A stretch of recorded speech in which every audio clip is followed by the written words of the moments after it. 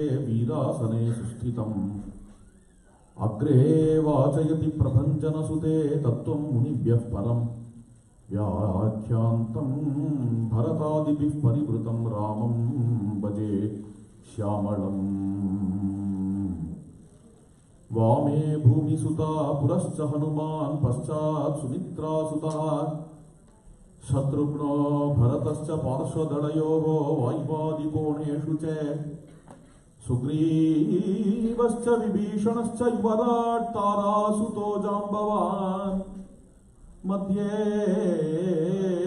नीलसरोजकोमलरुचिं रामं भजे श्यामलम् नमोऽस्तु रामाय सलक्ष्मणाय देव्यै च तस्यै जनकात्मजायै नमोऽस्तु रुद्रेन्द्रयमानिलेभ्यः नमोऽस्तु चन्द्रार्कमरुद्गणेभ्यः मदन्वये मद्पितृभिर्मया च महर्षितुल्यैर्महितो महात्मा मद्भागधेयः मणिनूपुराढ्यः कोदण्डरामः कुलदैवतं मे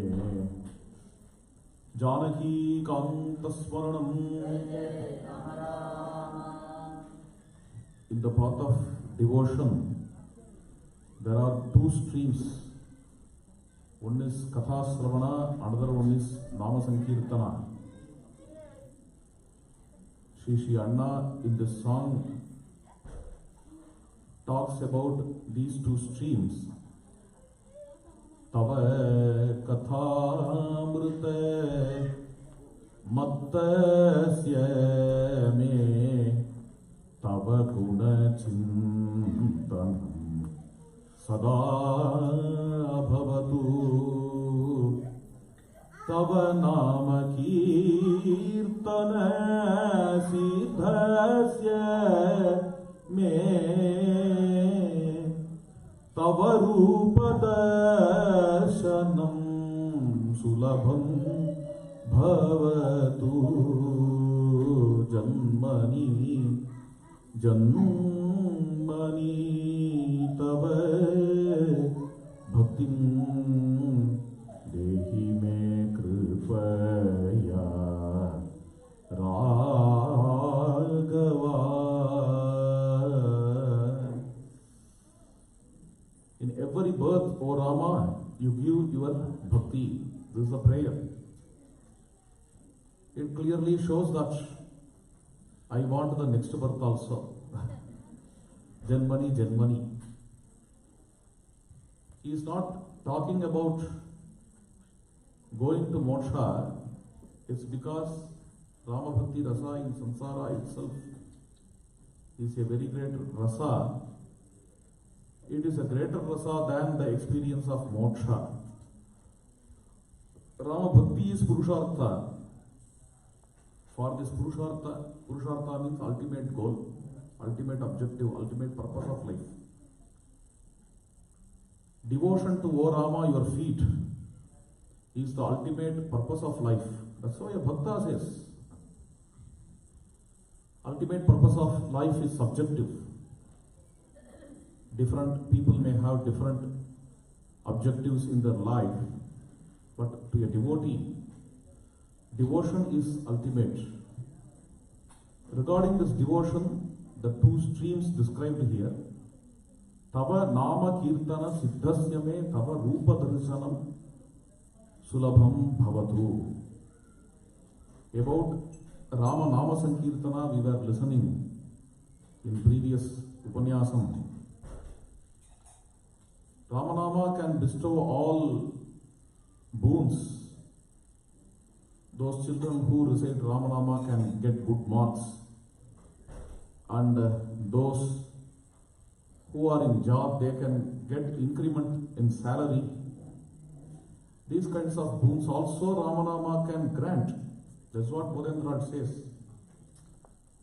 But above all, what is Ramanama Siddhi? By the consistent recitation of Ramanama, one gets darshana of Ramachandra. Tava nama kirtana siddhasya me tava rupa darshanam sulabham bhavatu. Samartha Ramadas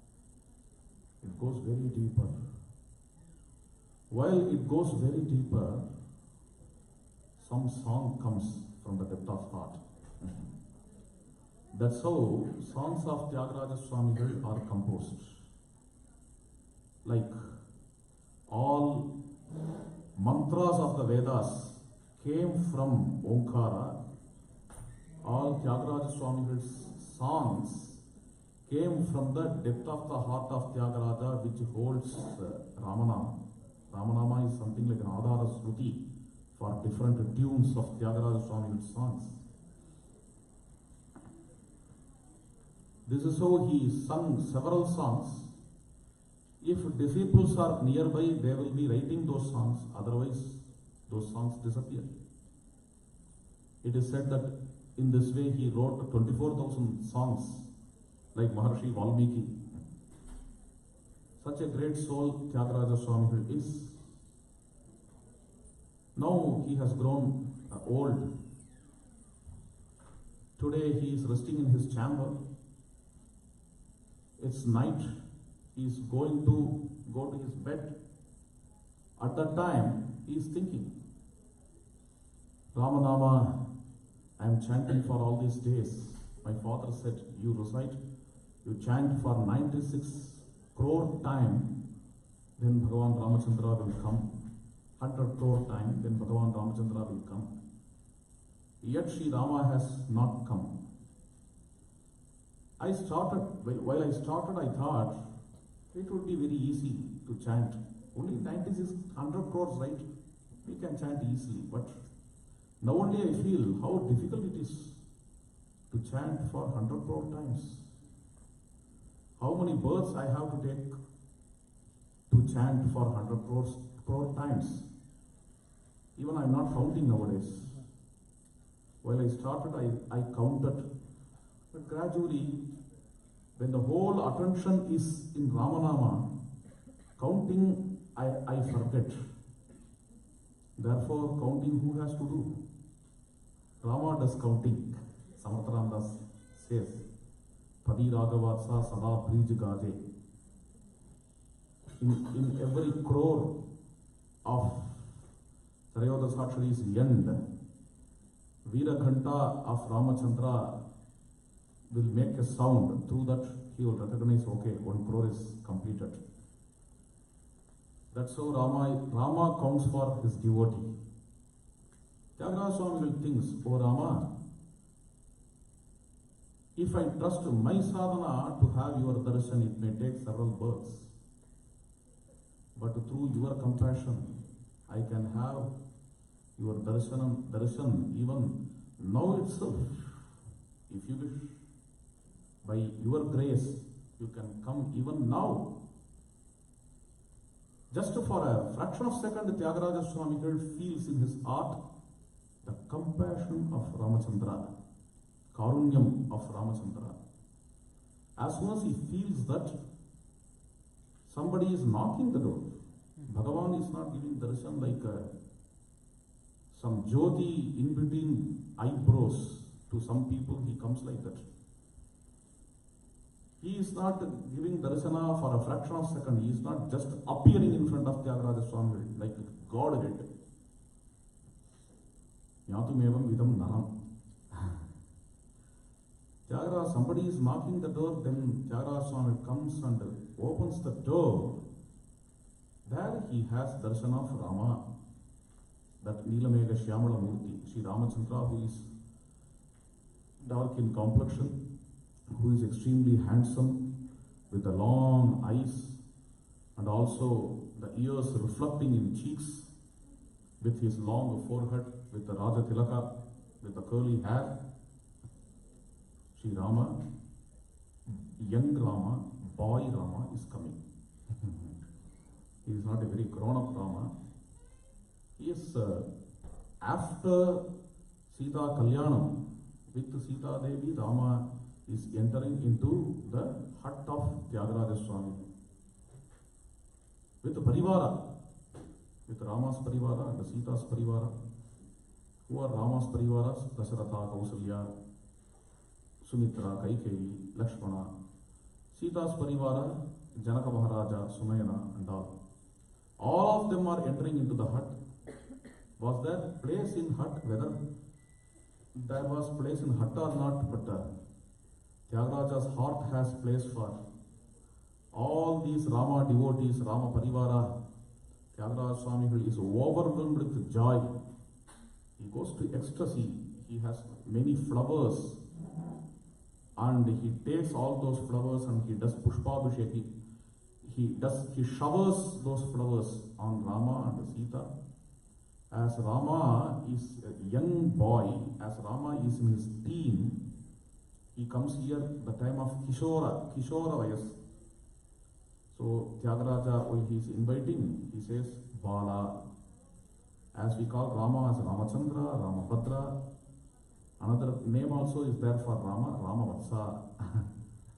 Here Tyagaraja addresses Rama as a boy. My dear boy, my Rama, please come in. Bala Kanakamaya Chela Sujana Paripala Sri Ramalola. Bala Kanakamaya Chela Sujana Paripala Sri Ramalola Vidhrita Sharajala Shubhada Karunala Vala Ghananila Navya Vanamalika Bharana Yela Nidaya Radu Paraku Jese Vela Samayamu Kadu Nagashayana Yaga Rakshana Parama Bhagavatarchita Yogindra Suhrit Bhavita Adyantarahita Nagashayana Varanagavarada Punaga Sumatara Sadagamochana Sadagati Jadhrita Padagamantacara Ragarahita Shri Tyagarajanuta Yela Nidayararu. When Tyagaraja Swami goes to ecstasy on seeing Rama, this beautiful poem flows from the heart of Tyagaraja Swami. This is Tava Nama Kirtana Siddhasya Me Tava Rupa Darshanam Sulabam Bhavatu. If anybody wants to have a darshan of Rama, has to recite the mantra Rama Nama several times, several crore times. This is sadhana. But after that, he feels within the compassion of the Lord. This compassion leads to darshana of Ramachandra. This is the way. And another stream of Rama Bhakti. What is that? Rama Katha. Rama Katha. Ramayanam. We have Tava Kathamrita Mattasya Me Tava Guna Chintanam Sada Bhavatu. Tava Kathamrita Mattasya Me. When my heart is filled with your Katha, your story, O my Lord, that is Ramayana, then what happens? Tava Guna Chintanam. I start to experience your virtues, your guna, your kalyana guna, auspicious virtue. What is this kalyana guna? Bhagavodrupa kalyana guna. There are infinite, n number of gunas. They may be. But among all those gunas, one guna is the center and one guna is the base. That is karunyam. Compassion, about which we were talking about that yesterday. Only by the fear of the compassion of Ramachandra, Tyagaraja had the darshan of Rama. The compassion becomes extremely important regarding Ramayana.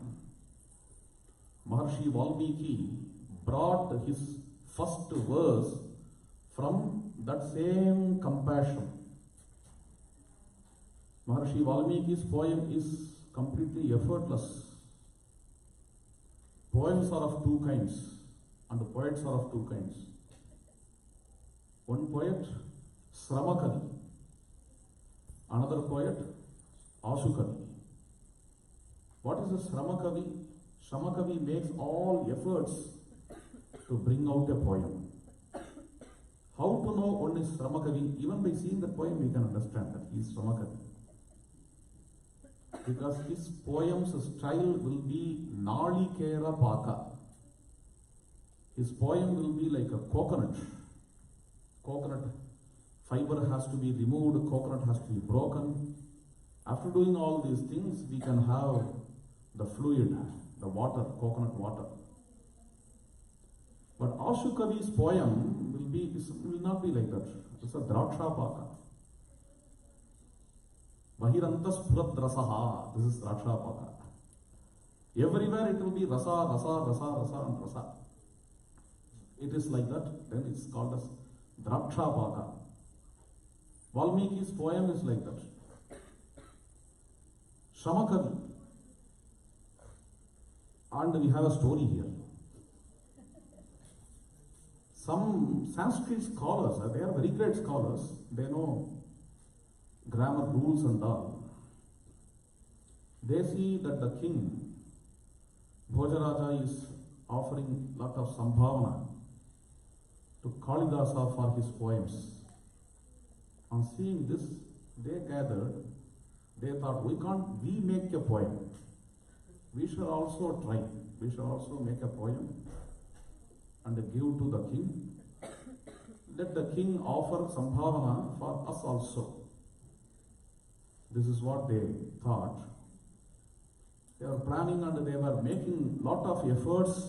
Finally, after a meeting and a discussion, and after difference of opinions, after the solution of differences of opinions, finally, after a week with a very great effort, they somehow wrote the first line. Anushtup Shloka should have 4 lines. The first line, Bhojanam Dehi Rajendra. This is the first line. O king, give us food. Bhojanam Dehi Rajendra. It should have 8 letters. Fortunately, the first line somehow has 8 letters. Perfect. To Anushtup meter. Then they were discussing. And finally, after 4 or 5 days, they brought another line. Grita Supa Samanvitam. Give us food. And only rice is not interesting.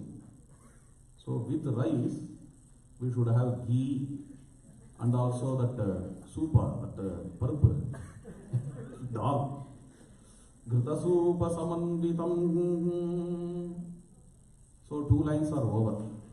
Discussion is still going on. They couldn't find out the 3rd line. Kalidasa was going by that way. He asked them, what are you doing?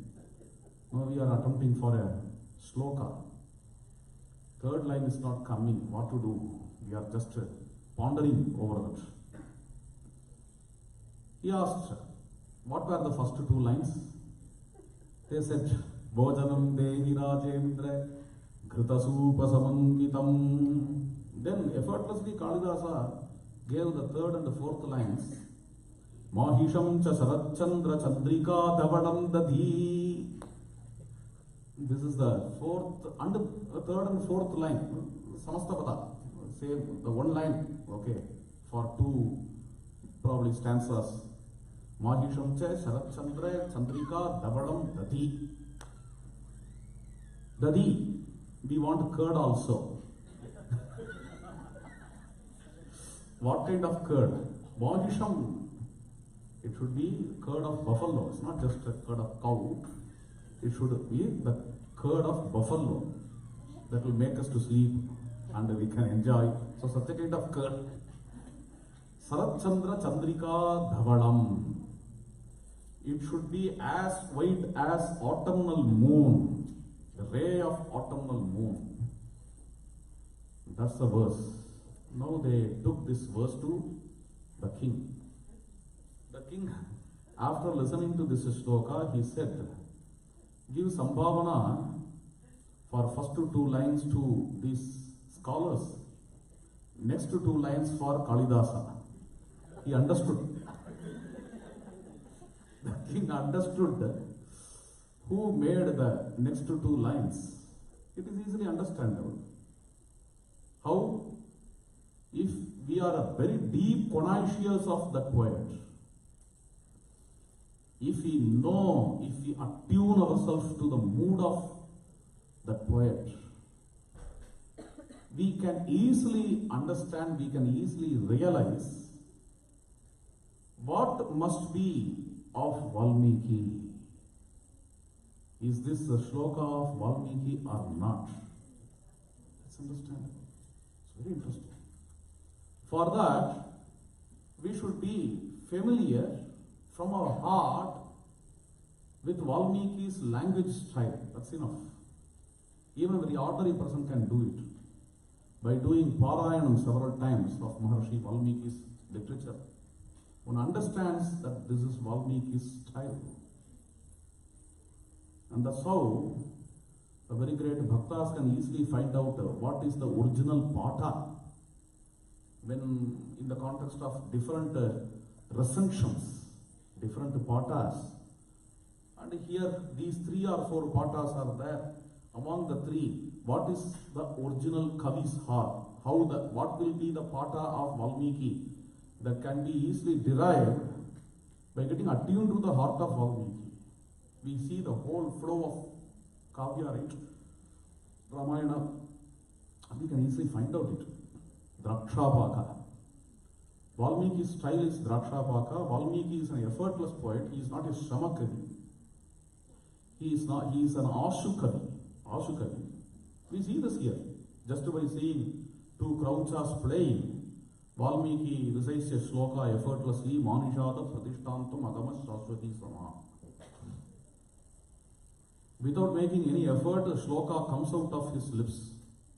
How? Because it is coming from his heart. It's coming from a feel.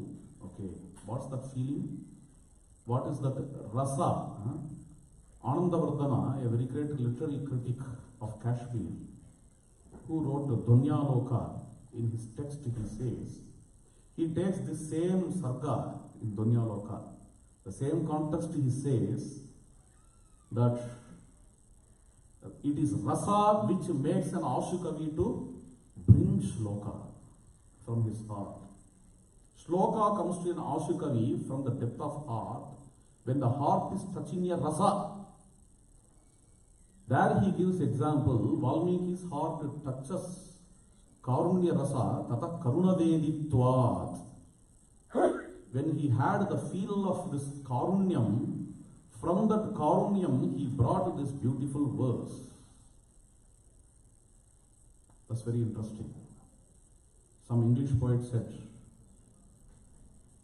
as leaves grow in a tree, poem comes like a leaf grows in a tree. It is as effortless as leaves are growing. Leaves are the nature of a tree. If there is a tree, that too in a spring season, leaves have to grow.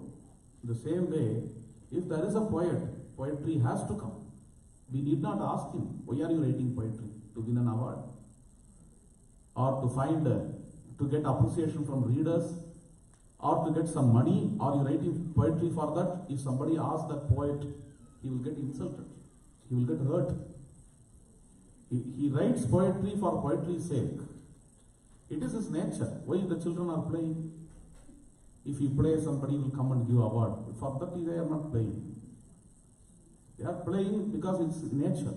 In the same way, a poet is bringing the poetry, it's his nature.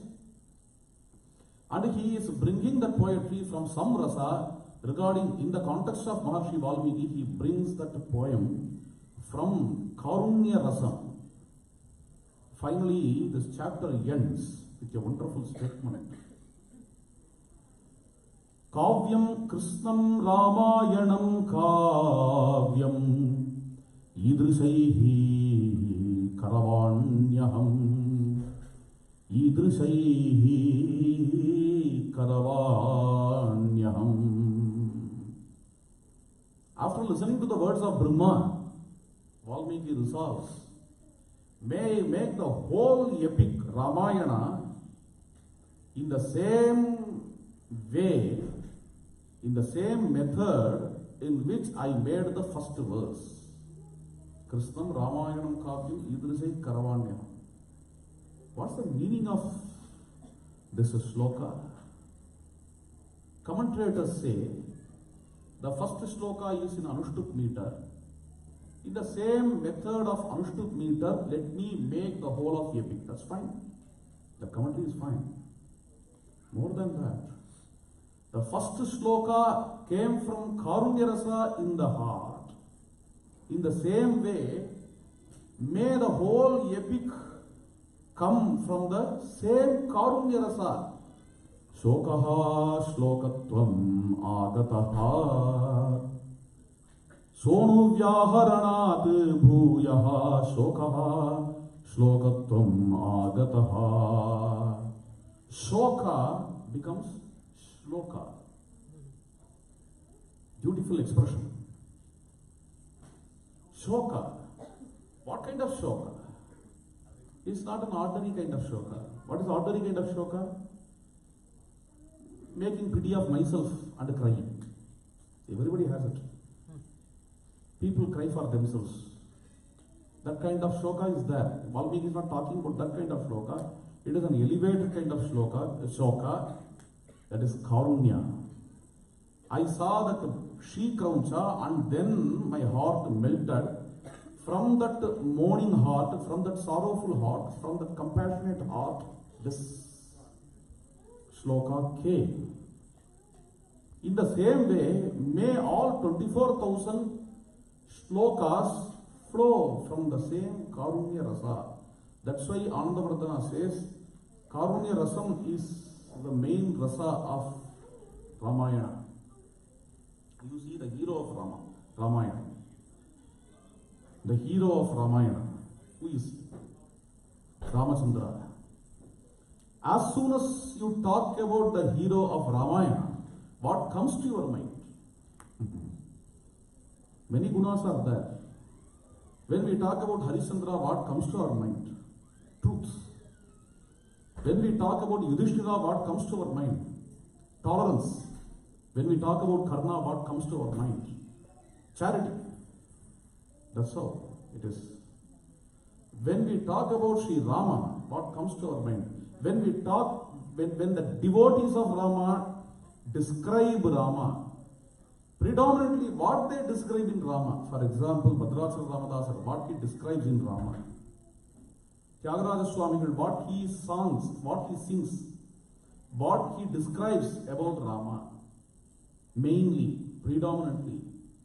What Valmiki describes about Rama, what Tulsidas describes about Rama. If you go through that, you take Bhadrachara Ramadasa. Dina Dayalo, Dina Dayalo, Dina Dayakare, Deva Dayalo.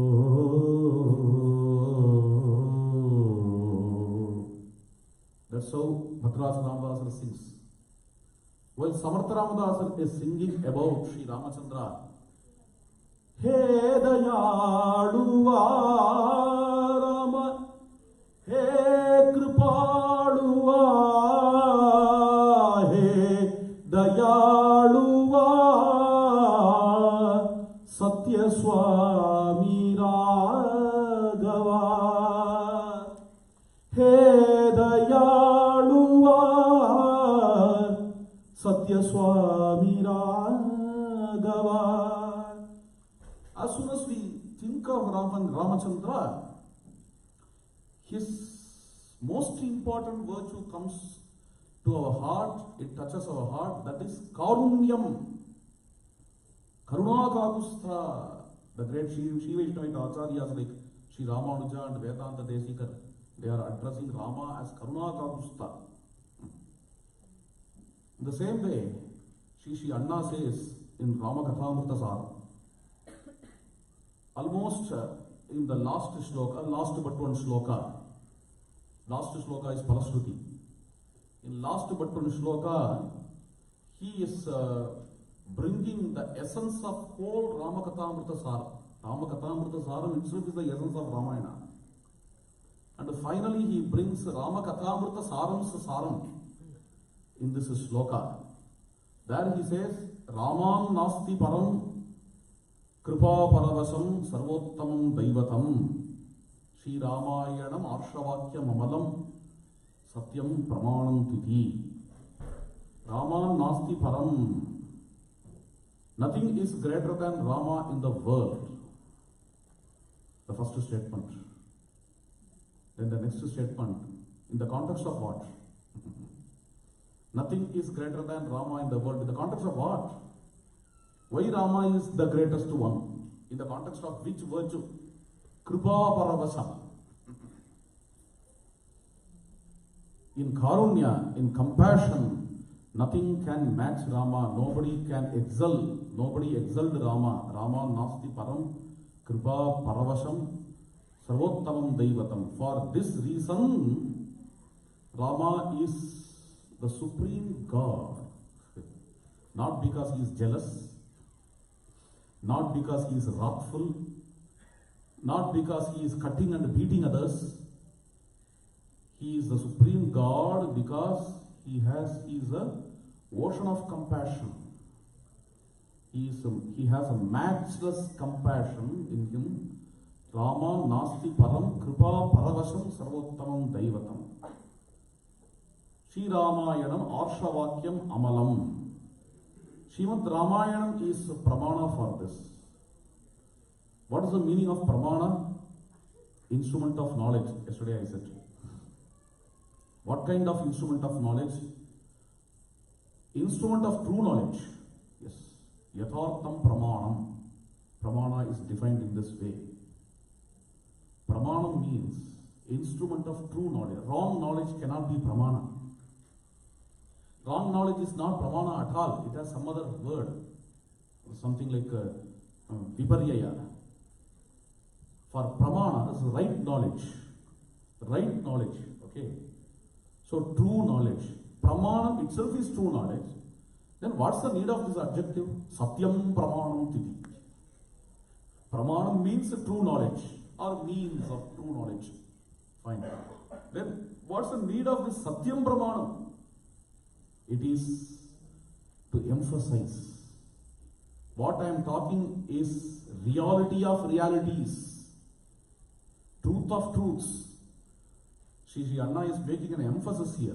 Don't take it playfully. Take it very seriously. It is reality of realities. Satyam Pramanam Titi. Why it is Satya Pramana? Because Shri Ramayanam Arshavakyam. It is Arsha. Rishi. Rishi cannot make mistake in his words because Rishi, the very definition is like that. Sakshatkrita Dharmanaha Rishayaha. Rishi is the one who has a vision. Rishi is insightful. In dogma there can be mistakes. In further manifestations in the forms of the rules and regulations or in cults, in sects, there can be mistakes. Even in beliefs and faiths there can be errors. But in insight, where this man is observing the truth as it is, there he doesn't commit mistake. Therefore, Shri Ramayanam Arshava. That's why in every chapter of Ramayana we recite this at the end. Iti Arshe Srimad Ramayane. Arshavakya, Rishi Vakya. This Rishi Vakya Ramayana is not just a Pramana, it's a Satyam Pramanam Titi. It's the truth of truths which shows us Sri Ramachandra, the repository of matchless compassion. Rama Nasti Param Kripa Paravasam Sarvottamam Daivatam. Rama is Karunya embodied. That's how, this is the final Siddhanta in Ramakathamrita Sara. Shoka is there. Sri Ramachandra is a paradox. In two virtues are juxtaposed in Rama. We can see Rama in two dimensions. As soon as when we talk about Rama, definitely, predominantly his compassion comes to our mind. Not only that, to many people, when we talk about Rama, his viryam, his strength, his might, his power, that comes to the mind. His bow is representing that. His Kodandam is representing that.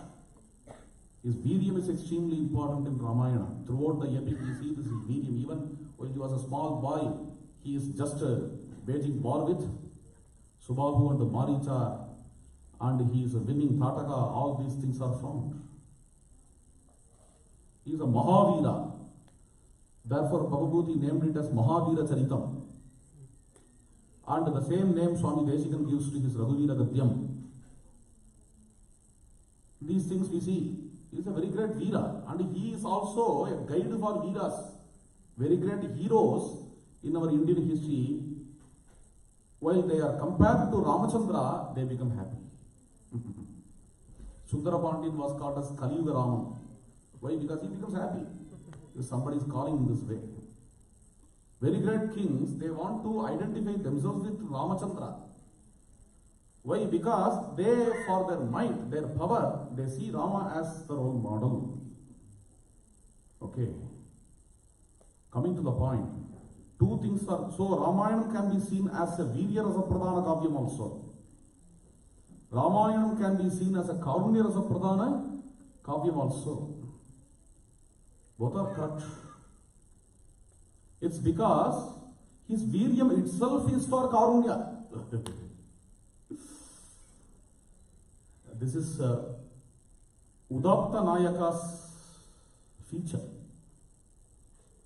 Udapta Nayaka. Among the heroes, 4 kinds of personality traits are given in our literary criticism.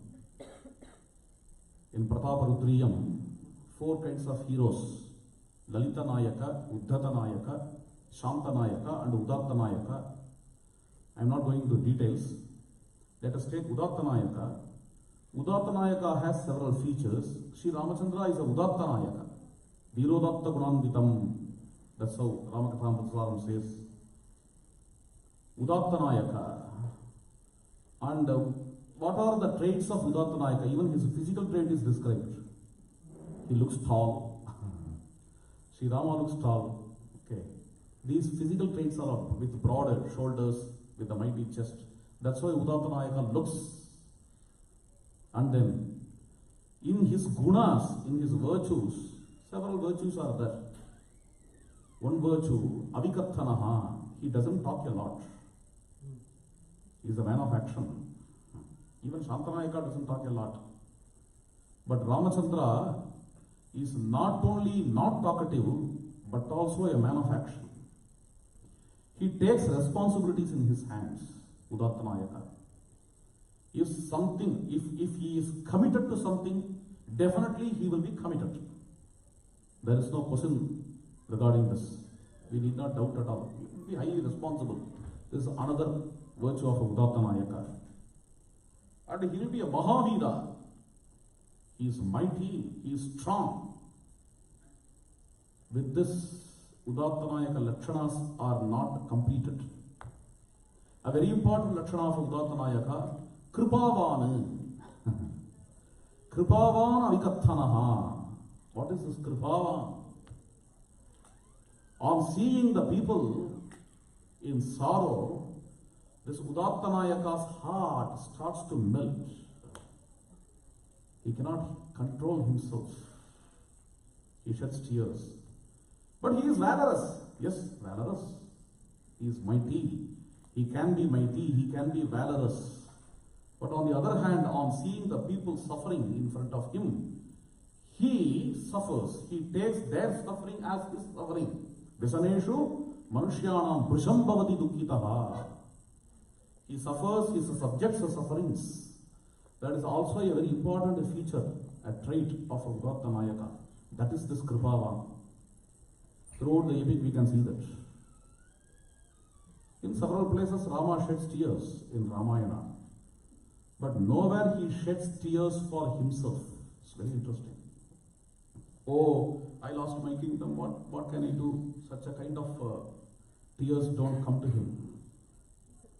Even while he is in the bank of river Ganga, left all alone, after the departure of Sumantra, his first tears, first drops come from his eyes in the remembrance of Mother Kausalya. What Mother Kausalya is doing there in Ayodhya all alone without me? Who will be taking care of my Mother Kausalya? That's how he feels. After the departure of Bharata in Chitrakuta, Rama's heart melts and he sheds tears. In the remembrance of Bharata, for his paradox, there is a beautiful sloka in Ramayana. It comes to my mind now. Nishchitapihi me buddhihi vanavasaya Lakshmana Bharata sneha santapta bhavishi kriyate punaha. What a beautiful expression. This shows the personality of Rama. Nishchitapihi me buddhihi. As I am, my heart is firm, strong regarding keeping the word. My heart is melting, soft in the remembrance of Bharata. So these two dimensions, this is what Bhavabhuti says as Vajradapi Katorani, Mriduni Kusumadapi. Rama's heart is stronger than diamond and softer than the flower. Mriduni Kusumadapi. That is this Udatta Nayaka's Lakshana. And in all places, like in the remembrance of Bharata, when Hanuman is coming back after seeing Sita, he hugs Hanuman and says, I can't repay. In that context, Nakrupi Sadrisam Priyam. In another context, while he is missing Sita in the forest, the laments of Ramachandra while Lakshmana has fallen in the battlefield, all these things reveal Sri Ramachandra's compassion. Rama's compassion to that Jatayu who gives his own life for Rama. Rama's compassion to Shabari.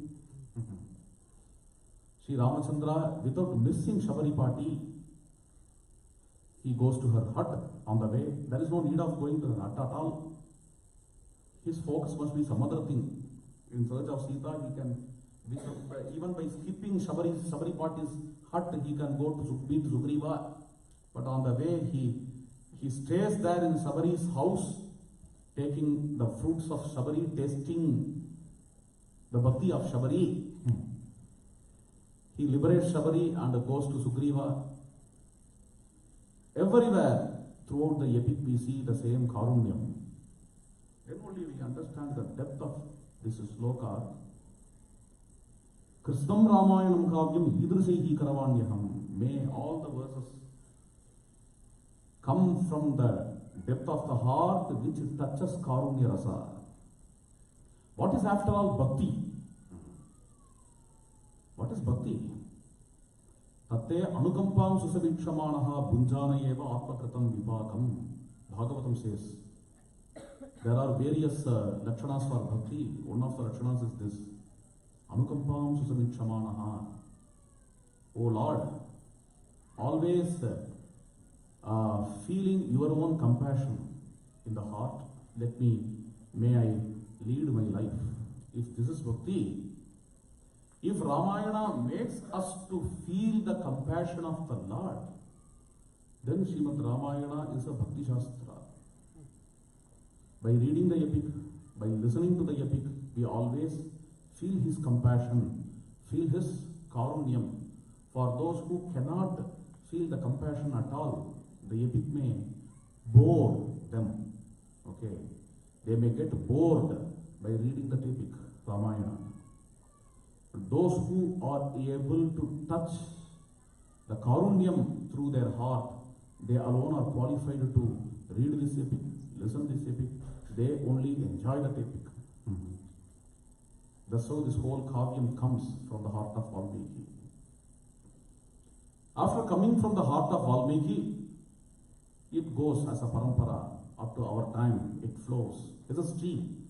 Anyhow, it is after all talking about Karunyam. Therefore, it has to be a stream. It is a parampara up to us. Maharshi Valmiki talks about that parampara too. Yavat stasyanti girayaha saridascha mahitale tavat ramayana katha lokeshu pracharishyati. Yavat stasyanti girayaha, Maharshi Valmiki says, this Ramayana is going to exist till the survival of lakes, rivers and mountains. Such a guts he has. To my knowledge, no other text in the world, no other author of any text in the world says, my literature, my masterpiece will be remaining in the world till the existence of mountains and rivers. Who has that guts? The very first author, Maharshi Valmiki, knows that his epic is going to exist till the survival of mountains and rivers. He says boldly. What guts he had to tell this? Because he knows that Rama is required till the survival of mountains and the lakes and the rivers. Yavastasyanti girayaha, Saritas, Rama's Dharma, Rama's human values, they are required forever for this society. Rama represents humanity as a whole. Yavastasyanti girayaha. Is it true? Is the statement of Valmiki true? Up to our time, it is true. It is time tested. Now in Washington DC, I don't know, the time of Valmiki, in America, Ramayana was there or not.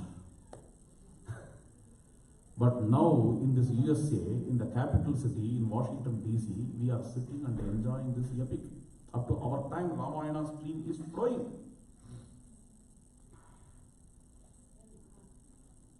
See the depth of this statement. Yavat sasyanti grayaha saridascha mahitale. I am just rolling my mind to several millennia before. Take for example, Mahabharata talks about Ramakatha. Mahabharata, the second epic of our nation, in many places it has similes and metaphors regarding Ramachandra. And Markandeya is narrating the story of Rama to Yudhishthira. Yudhishthira, with a very great devotion, listens to the whole of Ramayana. There, Vyasa himself wishes to again retell Ramayana. It's called as Ramopakhyana Parva. Beautiful. Beautiful story. Just in 12 adhyayas, he is bringing Ramakatha very nicely. And close to the heart of Valmiki. Reflecting Valmiki, he writes. And then you see, before 2000 years, must be 4th century BC, a very great dramatist, perhaps the oldest available dramatist of the whole world, is Bhasa. This Bhasa wrote wonderful dramas regarding Ramachandra, Abhisheka Nataka and Pratima Nataka, again reflecting the heart of Valmiki. He read Valmiki's Ramayana, he enjoyed it, and he brought into 2 beautiful dramas in very lucid style. He staged before 2400 years, that's 4000 BC, I'm talking about. And he showed the way to Kalidasa. That's how Kalidasa says. Kalidasa says, to me, Bhasa is my guide. Therefore, then Kalidasa, you see in Kalidasa, Raghuvamsha, a flow of Ramacharitra, only to write Rama Katha, he wrote the whole of Raghuvamsha Mahakavyam, around 5 chapters to my remembrance, 5 or 4 chapters, I don't know. So here He represents Ramakatha. He narrates, he retells Ramakatha in Raghuvamsha Mahakavyam. Beautiful sargas, the most beautiful sargas of Kalidasa. He also doesn't much deviate from Valmiki. I am talking about the previous millennium. The whole previous millennium was filled with various dramas of Ramayana. Rama drama. Different kinds of Ramayana dramas came. Ramayana was staged as dramas. Bhavabhuti wrote 2 dramas who came little after Kalidasa, probably a century after Kalidasa, the time of Yashovarman. He wrote Uttara Ramacharita, a beautiful drama, again filled with Karunya Rasam, then Mahavira Charitam. These are the, you see, Rama's 2 dimensions, Virya Rasam and Karunya Rasam. Mahavira Charitam is for Virya Rasam, Uttara Ramacharitam is for Karunya Rasam. Bhavabhuti's 2 contributions.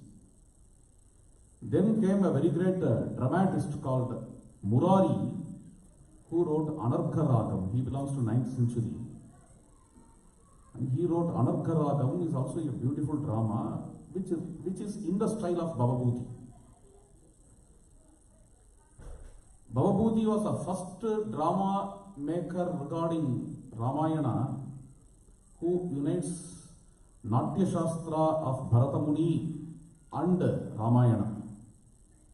Following that style, Murari also writes this Anargha Ragavam, and then following that we have now Udatta Ragavam, Unmatta Ragavam, Prasanna Ragavam.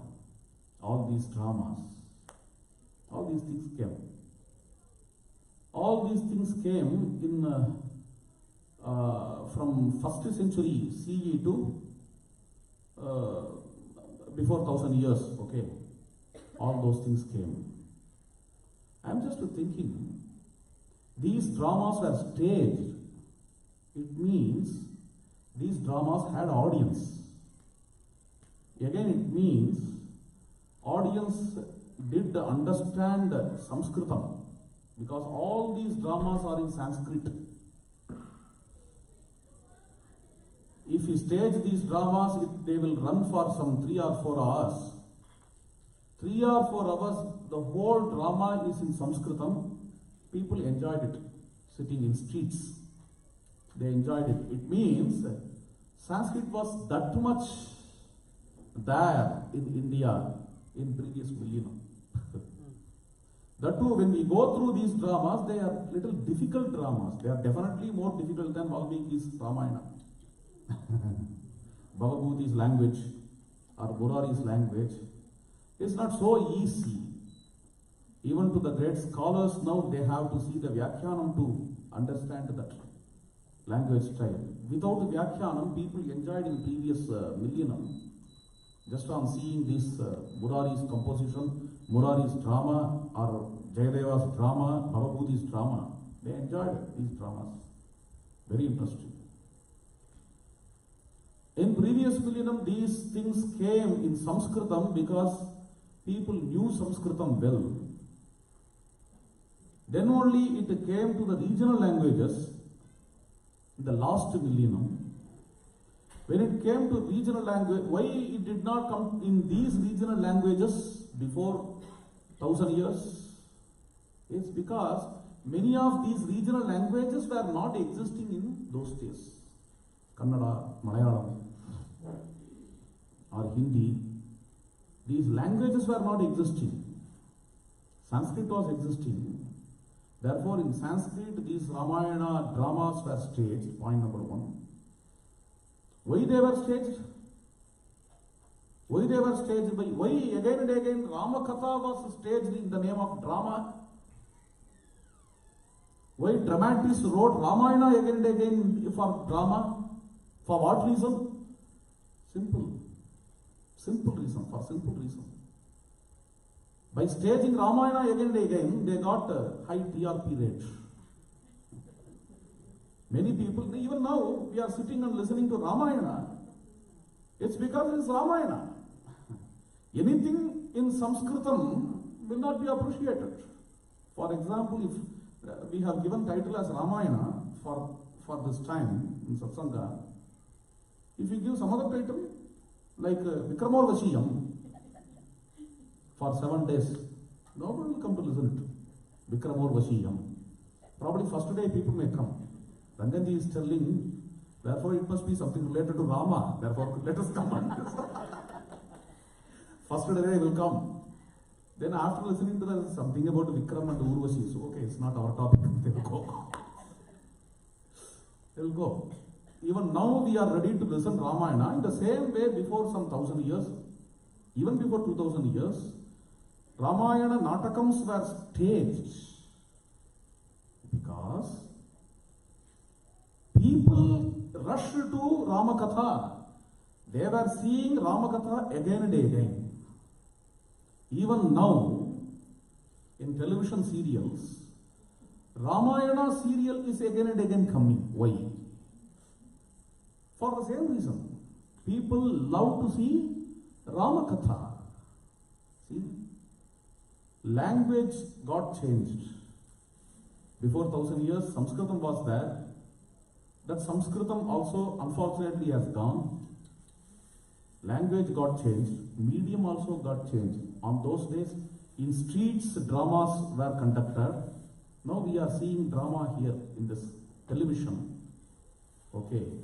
The medium has changed, language, media has changed, method has changed, but the same Ramayana is existing up to our time. Ramayana did not get changed. Now we can understand the depth of the statement.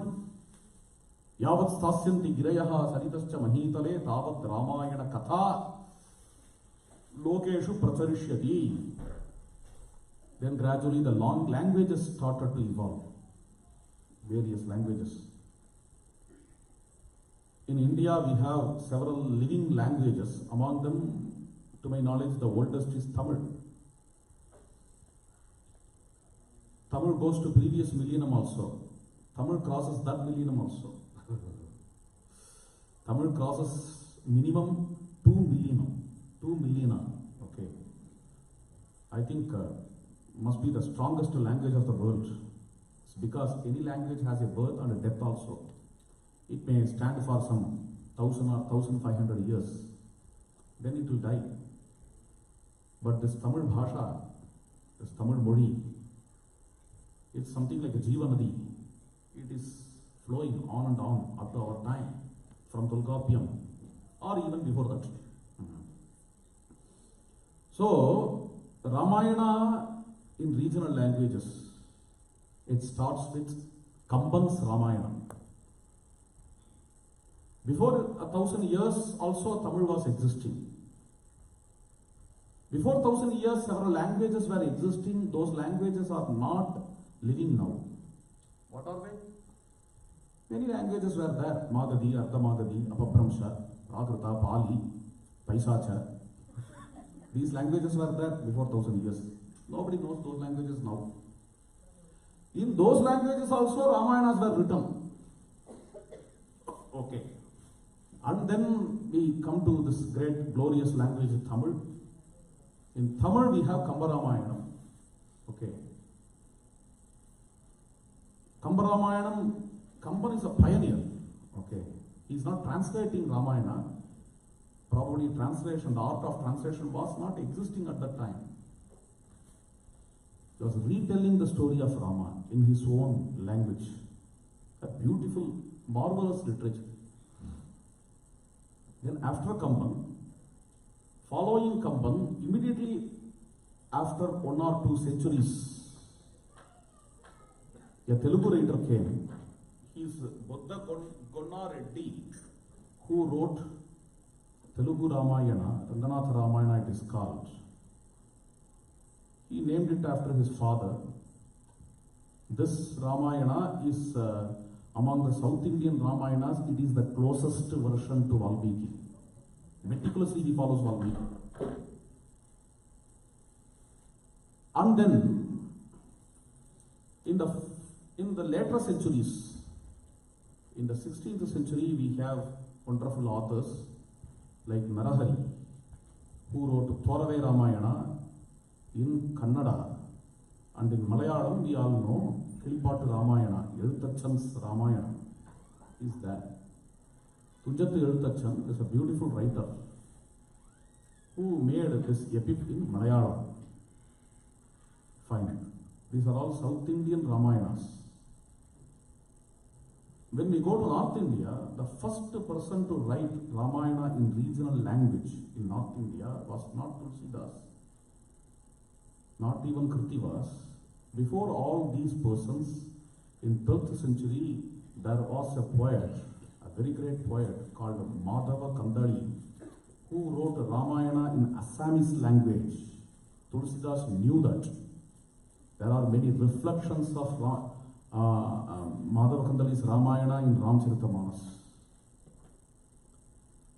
Madhava Kandali started the parampara of rewriting Ramayana in a regional language. Very musical Ramayana, this Madhava Kandali is one, which is very big, Assamese Ramayana. And then, following that, Kritivas wrote this Bengali Ramakatha, and following Kritivasa, Odia Ramayana came, Jagmohan Ramayana by Balram Das. Then finally, it all culminates in the great Goswami Tulsidas in Awadhi, the serene Awadhi language, a very beautiful language. Sant Ekanath is a contemporary of Tulsidas who wrote Ramakatha in Marathi. His Ramayana is in the style of, it's a Pauranika style, chanting one shloka, explaining that in Marathi, chanting next verse of Valmiki, then explaining it in Marathi. It's something like Jnaneshwari, you might have seen Jnaneshwari. In Jnaneshwari, one Gita shloka, then Ovi, Gita shloka, Ovi. The same way Valmiki's Ramayana shloka, then an Ovi. That's how Ekanath's Ramayana, it's called as Bhavartha Ramayana. This is how the whole Ramayana we see everywhere in India, in various regional languages. This is the story of the streams of Ramayana in previous millennium, what I am talking about. Ramayanas are found in previous millennium.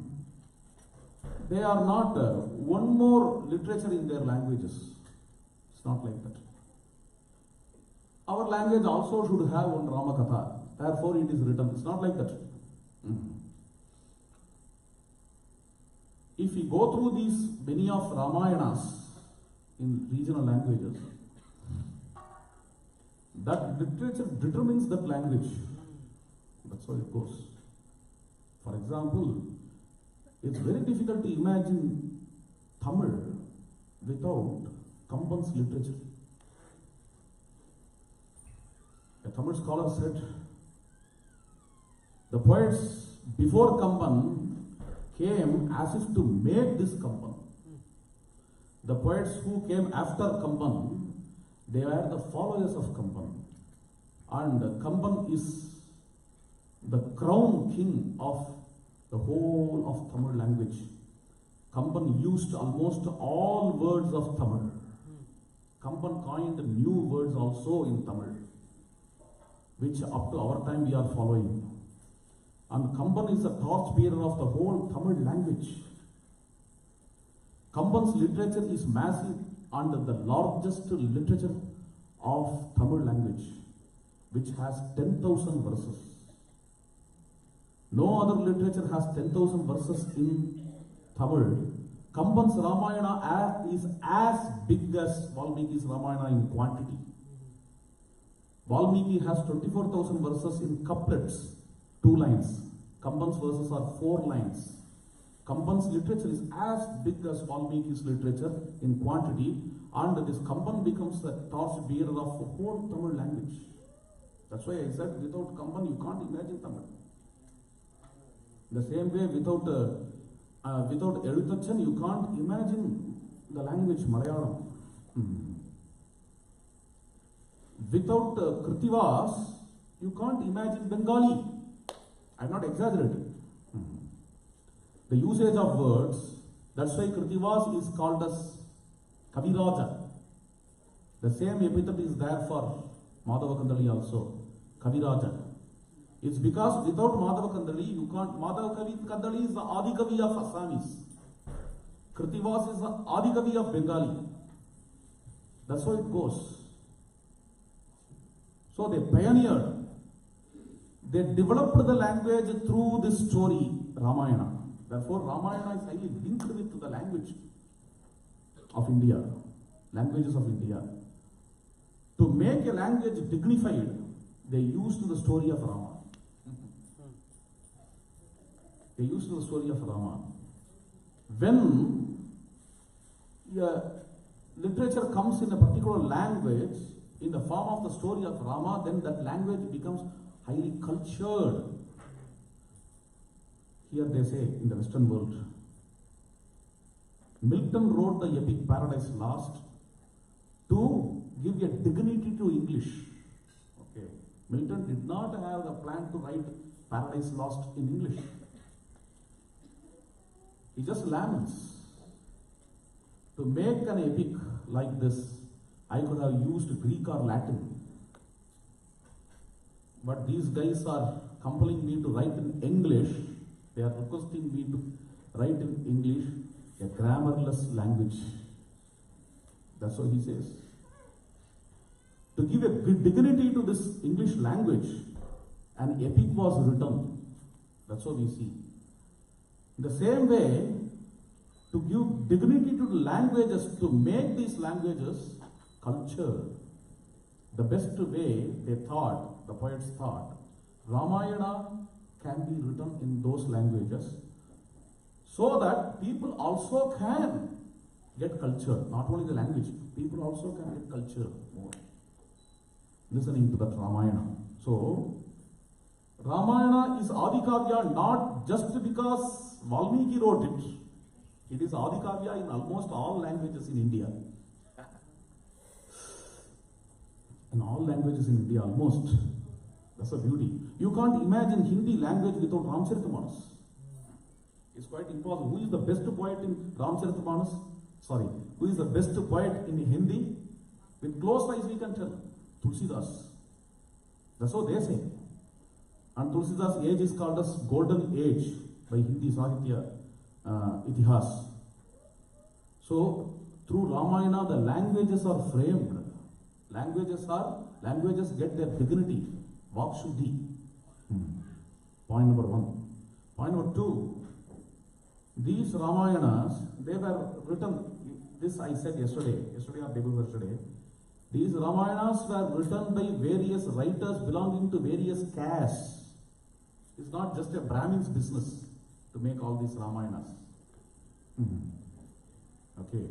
Kamban is a weaver. And Elutachan is a fisherman. Buddha Reddy is a Reddiyar. You see various castes involved in making Ramayanas. That's another thing.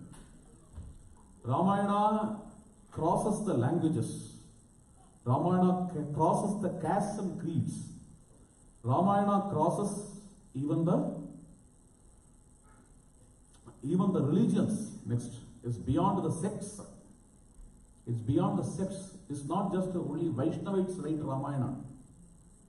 Even Shaivites. I know a Lingayat Ramayana in Telugu. Some Telugu people may know here. Very famous Ramayana in Telugu. Mulla Ramayana.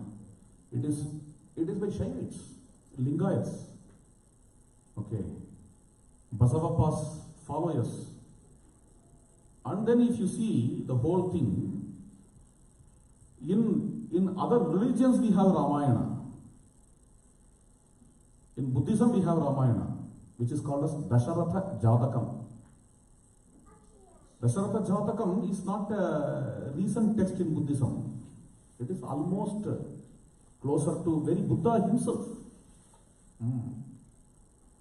Dasharatha Jatakam is a part of Tripitaka. Tripitaka to Buddhists is as sacred as Vedas to us. Therefore, it is a core scripture of Buddhism. This Dasharatha Jatakam. Rama Katha in Buddhism is a core scripture of Buddhism. Regarding Jainism, Vimalasuri's Paumacharya is a long narration of Rama Katha, Ramayana. Regarding Sikhs, a core scripture of Sikhs, there are several scriptures. Granth Sahib is first. In second layer, there are few scriptures. Even Granth Sahib has in many places Ramanama. Then in second layer, Guru Govinda Singh, a very great soul, he wrote Ramayana, which is called as Ramavatara Charita. That is a Punjabi Ramayana, very famous in Punjab up to our time. So we see Rama in Buddhism, in Jainism, and in Sikhism. Okay, that's what we see. Okay. The greatest souls in Hinduism generally are called as incarnations, avatars, right? In Buddhism, the greatest souls are called as bodhisattvas. The most elevated souls are called as bodhisattvas. In Jainism, the greatest souls, the most elevated souls are called as Shalaka Purushas and Tirthankaras. Ramachandra is a one person who is worshipped as an avatar in Hinduism, who is worshipped as a bodhisattva in Buddhism, who is worshipped as a Shalaka Purusha in Jainism, and who is also taken to be the greatest soul in Sikhism. That's what we see. Apart from this, we see Ramayana among Muslims also. The largest population of Muslims belongs to Indonesia. Ramayana is most prevalent in the whole world. Next to India is Indonesia. Throughout Indonesia, we see Ramayana, the epic Ramayana everywhere. The story of Rama is narrated everywhere in Indonesia. A religious leader of that religion, he came to Indonesia. They were all inviting him. While inviting him, they were singing a song of Rama. That religious leader was surprised. He asked, "You are all belonging to Islam and you are reciting Rama Katha. How it is possible?" They said, "Islam is our religion and Ramayana is our culture." That's what they said. And Ramayana overseas, okay, it crosses the boundary of India. We can see Ramayana in Cambodia, Ramayana in Thailand, Ramayana in Sri Lanka, in all these places. Therefore, Ramayana is not just an Indian epic; it's an Asian epic. In foreign countries, we see Ramayana. Recently, before a few years, 4 or 5 years before, the Prime Minister of England, on those days, David Cameron, in his talk, he said, "India is rich in family values. And our land also should become as rich as India in family values."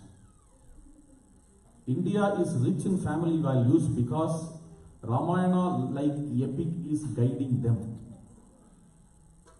If we also can take Ramayana as our guidance, we also can stand in family values, he says. That's the relevance of Ramayana. Ramayana's expansion, Ramayana's Virat Rupa Pradarshana. I hope that now we can understand the depth of this shloka, yavat stasyanti girayaha saridascha mahitale tavat Ramayana katha lokeshu pracharishyati. Ramayana katha will be there in the world till the survival of the rivers and mountains. Ramayana katha will get echoed in the rivers and the mountains. Ramayana Katha will get echoed not only in Ganga and Yamuna but also in Mississippi. Ramayana Katha will travel overseas and everywhere we can see this Ramayana, and that is Bhagavan's will. That is the Sankalpa of Bhagavan. And beautiful thing, more beautiful thing here is this: without any propaganda, without any strong propagations, without any crusade war, without all these things, without any forcible impositions, Ramakatha is spreading like this. The stream of Ramayana spread like this. Kavyam Ramayanam Krishnam Sitayas Charitam Mahad Paulasya Vadamityeva Chakara Charitavrataha Patye Gaye Chamaduram Pramanihi Triviranvitam Jativis Sattavir Bhaddam Tantri Laya Samanvitam Rasaihi Shringare Karunye Hasye Virye Bhayanagaihi Raudradibhischa Sanyuktam Kavyam Yetat Adayatam. And why? Why the stream of Ramayana is flowing up to our time? Kati Kavayaha, Kati Kavyani, there is a shloka like this.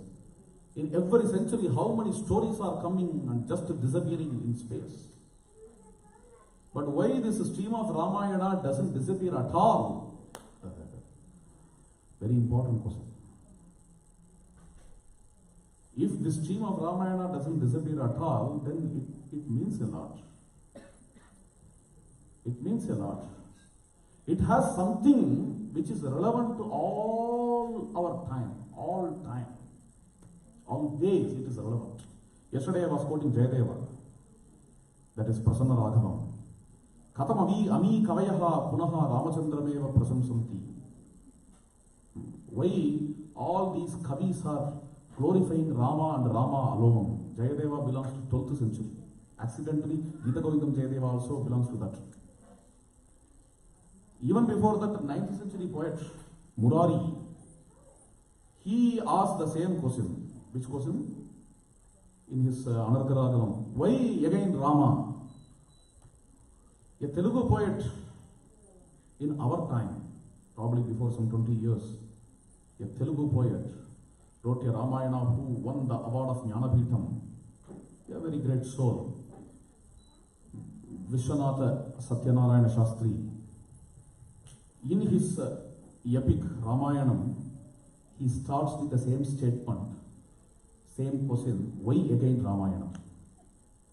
Why again Ramayana? This question is for last whole millennium. 9th century poet Murari is asking that question. And in our century, somebody is asking that question. For these 1000 years, this question was asked. What question? Why again Ramayana? While Murari was taking Ramayana for his drama, even before Murari, there were several poets who had as if exhausted this subject. That is why this question is asked, why again Ramayana? And interestingly, all the three have more or less the same answers. What's the same answer? It's for the gunas of Ramachandra. That's what Murari says, that's what Jayadeva says. And our recent poet says, Jivana Vedana, he says. It is a passion for every soul. Rama's virtue is a passion for every soul. Therefore, it will remain. It will remain. You take the gunas, Ramachandra's gunas we enjoyed in the very first day. Today also, the epic gets inaugurated only with the gunas. Gunas of what? Gunas of Ayodhyans, Ayodhya citizens. Kosalo nama muditaha spito janapado mahan nivishtaha sarayutire prabhu danadamyavan Ayodhya nama nagari tatrasi loka vishruta manuna manavendrene yapuri nirmita swayam. Kosala is a state, a kingdom, to which Ayodhya is a capital. Ayodhya was established by Swayam Manu, by Vaswata Manu. And his descendants were ruling this Ayodhya and the Kosala kingdom. Ayodhya is beautifully described with all its royal streets, very great apartments, huge mansions and houses. And Ayodhya's streets are well washed with the sandal mixed water. Everywhere dhupitam, everywhere Ayodhya is fragrant with nice scents which don't create allergy in general. Nivishta Sarayu Thire. Sarayu river is like an ocean, it's flowing.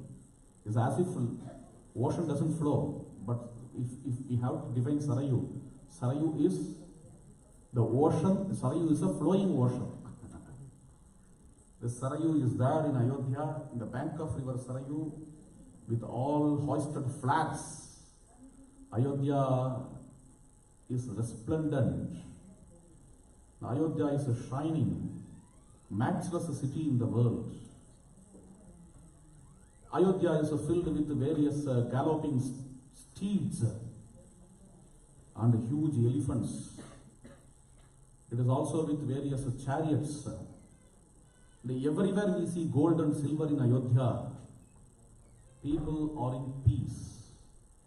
The country is prosperous. If we have to say a country or a state is prosperous, how can we tell? On seeing what we can tell. The country is prosperous. On seeing the wealth, on seeing the per capita income. That's what people are talking nowadays, right? India is a poor country, Those days are gone. Now, in last few years, India has become richer than, Indians have become richer than our own conquerors. Thus the fact, statistical data, India is the 5th richest country in the world. Even the British is 7 or 8. Okay. First one is USA, no doubt in it. India, according to the recent stats, is the 5th richest country in the world. India is no more a poor country.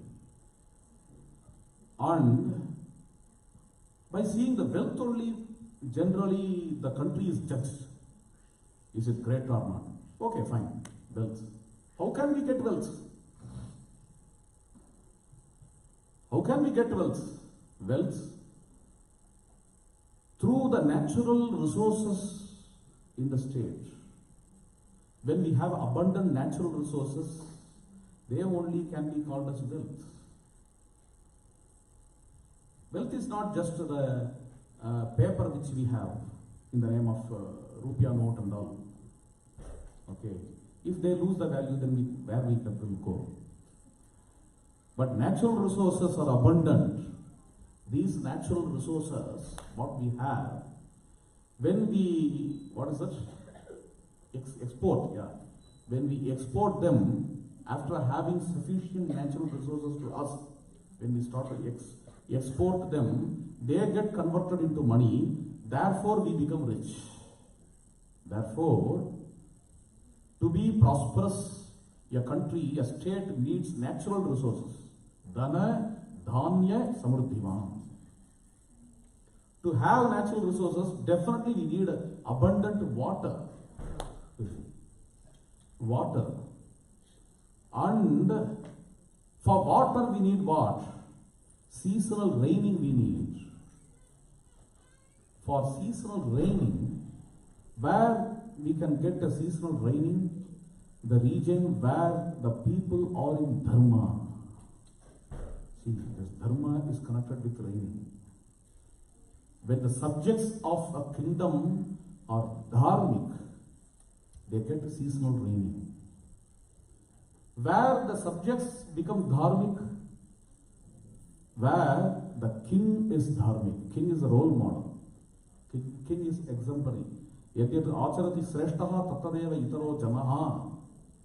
Therefore, king should be ethical, king should have morality, king should be dharmic. That's the expectation of the people.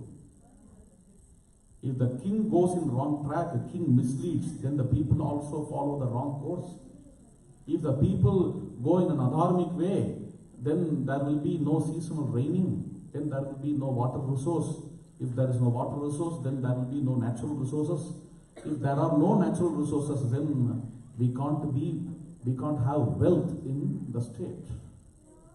Everything is dependent on the government, the king. And such a king was ruling Ayodhya His name is Dasharatha. Tasyam Puryam Ayodhyayam Vedavid Satyasangaraha Dirgadarshi Mahatejaha Maurajana Padapriyaha. The king, the first quality of the king, Vedavid, he knows the Veda well. By knowing the Veda, by understanding the principles found in the Vedas, one can govern in a better way. Therefore, this qualification is told. Veda Vidhi, then he is a man of truth. Satya Sangaraha, he never gives away his pratigya. Satya Sangaraha. Dirgadarshi, he is visionary. Visionary means he gives prophecies. No, not that kind of visionary. He can easily guess what will be happening after 30 years. Based on that, he can make strategies, he can make a planning. This is Dirgadarshi. Mahatejaha, he is luminous. And he is lovable to his own citizens. Paurajanapada Priyahaya. That is why he is called as Raja. Ranjanatha Raja. The one who gladdens his subjects is Raja. Interesting. The king, for the word king in Sanskrit we have Raja, which doesn't mean Lord. But what it means? Ranjanatha Raja. One who gladdens his subjects is Raja. Deeptimatvad Raja. One who is effulgent is Raja. Okay. Paurajana Padapriyaha Ikshakunam Atirataha Yajva Dharmarato Vashi Maharshi Kalpaha Rajarshi Trishu Lokeshu Visrutaha. Ikshakunam Atirataha. He is a very great chariot warrior. Yajvala, he performs various yajnas. Dharmarataha Vashi, he is always interested in Dharma. Vashi, he has controlled his senses. Unless one controls his senses to work hard, he cannot be a king. Vashi, Maharshi Kalpaha Rajarshi, he is like a Brahmarshi, but he is a Rajarshi. Trishulokeshu Visrutaha. He has only friends in all three worlds. His chariot can go to any world. It can travel in any direction without visa. Trishulokeshu Visrutaha. Balavan Nihata Mitraha. Everywhere he gets only red carpet welcome. Balavan, he is mighty. Nihata Mitraha. Mitravan Vijitendriyaha. He has good contacts. Everywhere he sees only his friends. Mitravan. Dhanaischa Sanchayahi cha Anyaihi Shakravaisravanopamaha. In his riches he is equal to Indra and Vaisravana, Kubera. This is all about the king. Then what about the ministers? Ministers are very gentle. They are the true well-wishers of the king and the subjects. They collect the tax in a right way and they again repay the tax to the welfare of the subjects. They always wish the growth of the subjects. They always aspire the social development. They can appreciate the virtues even of their enemies' sons, but they condemn the vices of their own sons. Such kind of gentle ministers Dasharatha has. Drishti, Jayanta, Vijaya, Siddhartha, Ashoka, Mantrapala, Sumantra are the 8 ministers. Vasishta, Vamadeva, Jabali, Kashyapa, Katyayana, Suyagyan, these are all the priests of the king Dasharatha, Ritiks of the king Dasharatha. With all these great souls, he is ruling Ayodhya like Indra rules heaven. How the subjects are? Tasmin Puravare Krishtaha Dharma Atmano Bahusrutaha Narastushtaha Danai Swai Swaihi Aluddaha Satyavadinaha. In that city, all people are contented. All people are cheerful. Puravare Krishtaha Dharmatmanaha righteous Bahusrutaha. They were well educated. Bahusrutaha. Naraha Tushtaha Danai Swai Swaihi. They enjoy because they have complete satisfaction. They are contented with their wealth. Naras Tushta Danai Swai Swaihi. They are not greedy alubdhaha. There was no corruption. Satyavadinaha. Kamivana kadaryovan drisamsaha purushah kochit drashtum shakyam ayodhyayam napi rajanya bhaktimane. We can't find any lusty or wrathful person in Ayodhya. Na kadaryavan, no cruel person we can see. They all cooperate. The government. Government also takes care of them very well. Varneshu agre chaturteshu devata atiti pujagaha kritanyascha vadana vadanyascha shuraha vikrama sangyutaha. They were all atiti pujakas. They reveal hospitality to their atitis. Atiti pujagaha kritanyascha. They show always gratitude. They know how to show gratitude. Shuraha vikrama sangyutaha. They were valorous. Such kind of subjects Dasaratha is ruling. Tam satyanamam dridatoranargalam grihair vijitraihi upashobitam shivam purim ayodhyam drusahasra sanyutam shashasa vai shakrasamo mahipati. Different kinds of houses are there in Ayodhya. One house doesn't look alike with another house. Varieties of houses, varieties of people. All these things, Dasaratha, the king Dasaratha, is because a monotonous way of constructing the buildings may develop stress. There is a research paper regarding this. Therefore, varieties of houses, varieties of dress, varieties of people are there in Ayodhya. Dasaratha is ruling happily. People are also happy in Ayodhya. Let us conclude here.